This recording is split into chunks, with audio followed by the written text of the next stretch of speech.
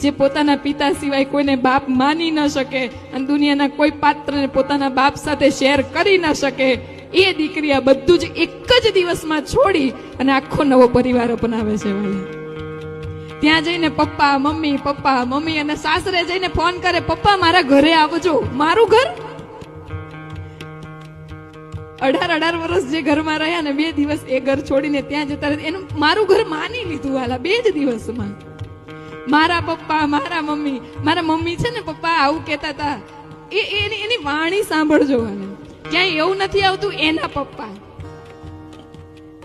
ક્યાંય નથી આવતું એના પપ્પા. જયારે ભાઈઓ સંબોધન કરે ને સાસુ સસરાને ત્યારે એમ કે અમારે એના પપ્પા છે ને, એવું સંબોધન કરે. પણ દીકરી હંમેશા 2 પક્ષે મા બાપને સરખા રાખે છે. વાલા દીકરીઓ માટે તાળીઓનો ગગડાટ હોય.